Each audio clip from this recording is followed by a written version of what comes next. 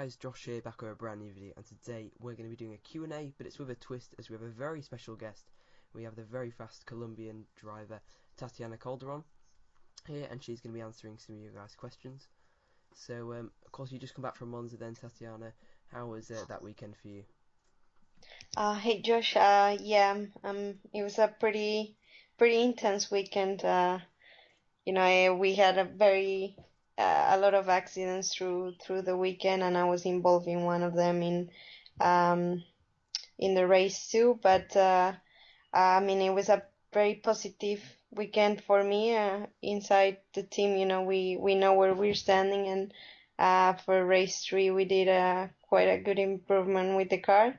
So it's all looking good for the next couple of races. So hopefully we will have more luck, and people will get a bit less crazy than what they were in during the weekend. As you mentioned, Tatiana, absolute carnage going on last weekend at Monza. What do you think needs to change so that F3, never sees this, where, we get into a situation where the race has to be stopped due to driving standards?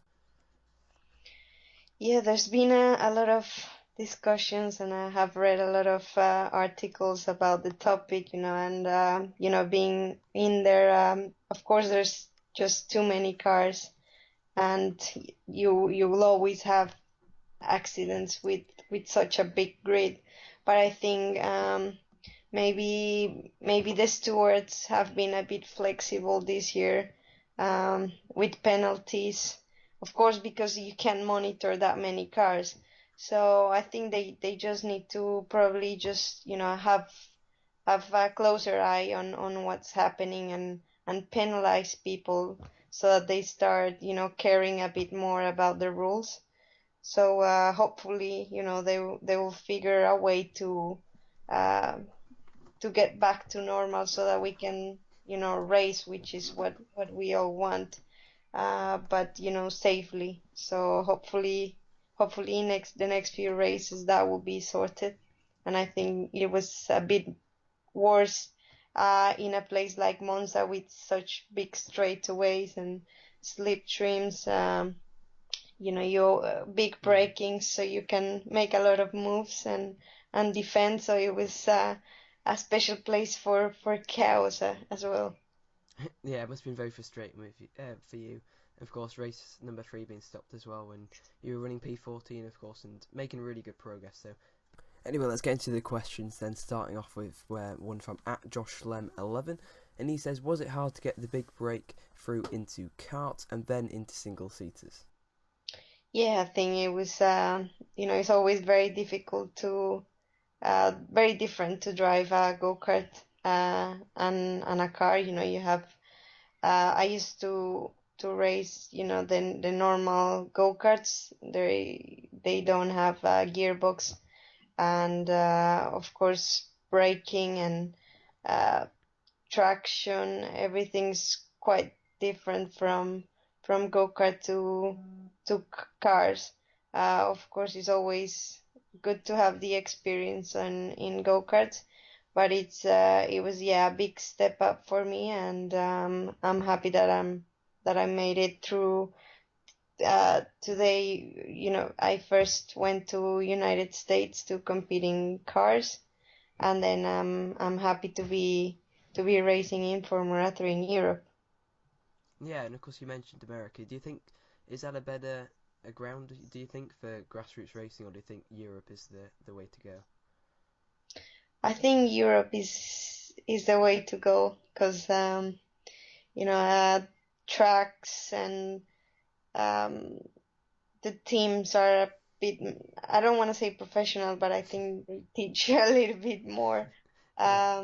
It's harder here, so you really gotta get on top of everything to do well. So I think, to learn, the best place would be Europe. Okay. @ShredderF1 says, what are your goals in the future, and who would you pick to be your teammate in any racing division? Um, well, my goal is to get to Formula One. That's my dream as well. And who would I choose as a teammate is a Yeah, from pretty any racing pretty division. pretty good question. I think Juan Pablo Montoya because I've uh, I've watched his whole career Hmm. and follow it very closely. So I would love to have such an experienced driver alongside me. Yeah, and this kind of leads on to what you were just saying from at JSPF1_10. He says, "Who was your hero when you were a child, and what would be your dream F1 team to drive for from any era?" Yeah, I follow Montoya's career very, very closely, of course, because it was I started by the time he was getting to Formula One. So for me, of course, it was a an inspiration. And well, everybody I think would love to race for Ferrari at least one season. Moving on to the next question then, from at F1 Maestro 26. He says, "What are your future hopes and aspirations for your motorsport career?" So obviously quite similar to what you answered before. Yeah, my dream and where I wanna be is Formula One. Of course, it's very very difficult because there's only 20 places available. So it's difficult but not impossible. So I'm working hard to get it done. Yeah, and it's a similar question as well from at Mr. Danger Days F1. He says, "Are you aiming to get into F1 in the future?" And of course you are. And move on to the next question from at the BGP 13. He says, "What's it like to be an F3? Does it mean a lot to you now that you progressed from karts?" Yeah, of course, I think I've come a long way. Because I started karting when I was 9 years old, and I never imagined I'll be racing in Europe in European Formula 3 and being close to my dream really, because we have seen there's people who have jumped from F3 to Formula 1. So of course I'm really proud, and uh, I'm very fortunate to be living my dream and be competing in Formula 3. Yeah, and it, like you said there, of course, obviously Max Verstappen, of course, you were meaning, he jumped straight to F1. Um, at K Gibbs GP is basically saying that. Does that give you confidence that Verstappen's gone from the series that you're in now all the way to F1, and that you were so close to him, over these, of course, last year, and now he's gone to F1? Does that kind of give you a lot of confidence for the future? Yeah, definitely. I think that shows the really the level that we are competing at, and Formula 3 has, it's one of the championships with the highest level, I believe. So that means that if you can compete there, then you can compete anywhere, I think. So of course it's very encouraging, and I would love to make the same jump as him, but we all have different uh, paces Hmm. and things that we have to go through. So I'm trying to gain as much as experience and learn as much as I can this year as well, so that whenever I get a chance, I can show what I can do. When Haas call next year? Sorry? When Haas F1 call next year? Sorry, I couldn't. It's okay, it's okay. Move on to the next question, from Matt Coulson and 99. He says, "What was your best / your favourite moment of your career so far?" Well, I think that I finished fifth last year in the Formula 3 in one of the races in Spa, and that really meant a lot to me because of the level there is in Formula 3.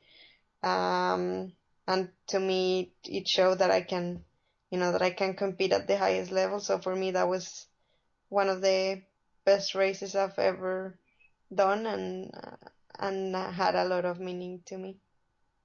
Okay, and hopefully you can replicate that at the next race, of course. Spa. exactly. I'm planning on doing so. Next question then from at Lewis_Tids. He said, if you were never able to do F3, what career path would you have wanted to take instead? Well, to be honest, I can't imagine my life without racing. But I really love sports, so maybe I used to play tennis before I discovered karting. So I would have gone on that way, I guess. Well, you chose the right way, Thank you. definitely. Next question then from at Jake Petrolhead. He says, F1, WEC or IndyCar, which one would you most like to drive in and why? Formula One, because it's the highest level of, I think, both drivers, technology, and cars. It's the quickest car. So for sure, that's why I would love to compete in Formula One. Yeah, no surprise there then. I think everyone would. So next question from at Tom F7. He says, what is the best race you have ever seen? So I guess he means obviously one that you haven't competed in. Well, I've seen so many good races. It's difficult to choose one.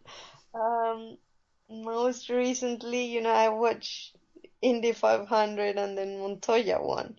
Um, but Monaco was pretty interesting as well with uh safety car and Yeah, actually, there's a those question about changing, that.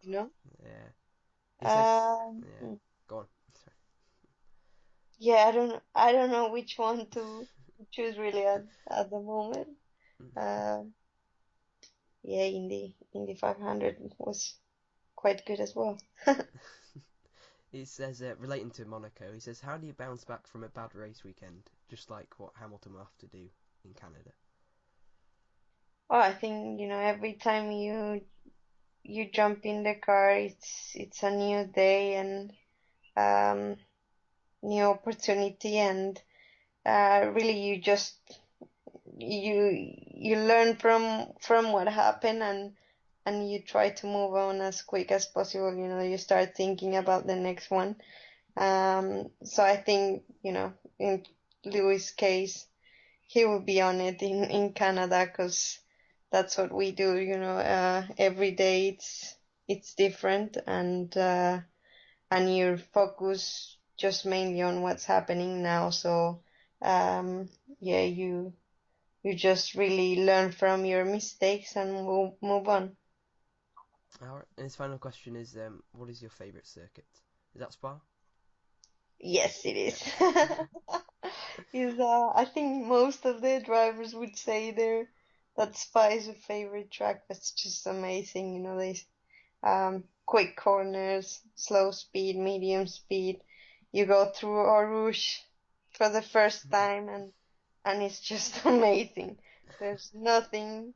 I mean, you can't describe what you feel when you go through there the first time flat. So it's very nice. Of course, you have to go through that a lot, don't you? With there being free racing, so many laps. Yeah, actually, you don't do as many laps in Spa because it's such a long lap. Long track, yeah.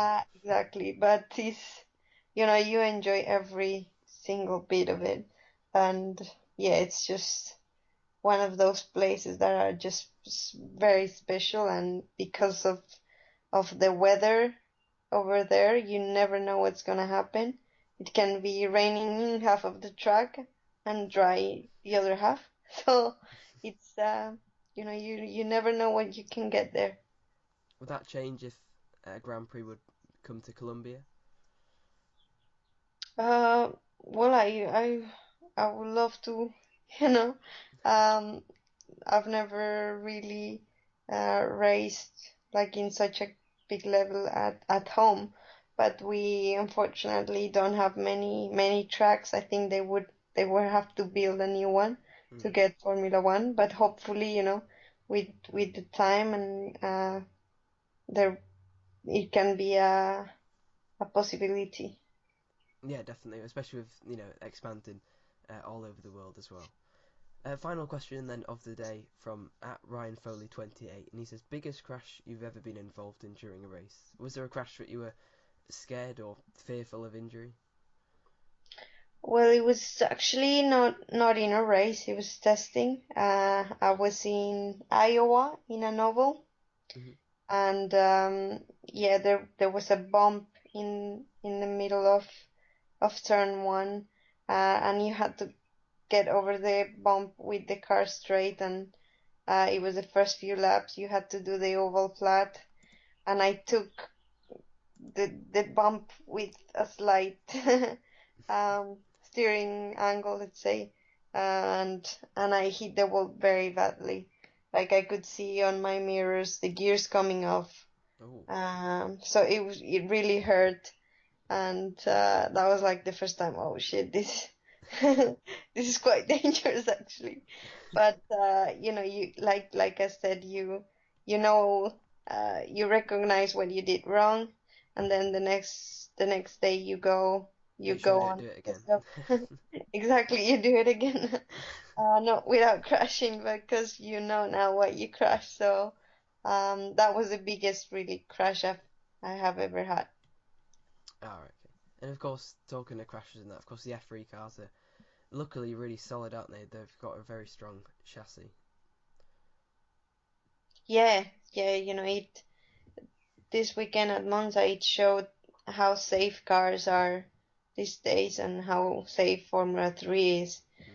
Uh, so, you know, uh, that gives you a lot of confidence, although um, you never really think about what can happen. You just go out there and enjoy every lap. Yeah, do you think too much while you're racing, or are you just like in the zone kind of thing? I think, you know, because you prepare in the simulator and everything, you kind of know the approach of every corner and you know your references, so you're just not thinking that much, really Mm. just doing it naturally and reacting to what's going on, you know, because yeah, you have a lot of factors you don't control, so if you know if it starts if yeah there's more wind, then you have to adapt your driving to what's going on track. So it's maybe that's what you're really thinking on how how to go quicker, but yeah, you don't have too much time to think about what just happened. So it's just very nice to be able to drive. Oh, that's nice to hear. Anyway, I wish you the best of luck then for Spa. I hope you do have a cracking 3 races, and thank you a lot for coming on the show. And yeah, best of luck for Spa. You guys can leave your messages of inspiration for Tatiana down in the comment section below. Anyway, see you guys next time. Thank you so much, Tatiana, for coming on, and goodbye. Oh, thank you. Thank you very much, huh? Yeah, thanks. No, thank you. Thank you. All right, well, speak to you soon then. Yeah, best of luck for Spa. Take care. Alright, bye. Bye bye.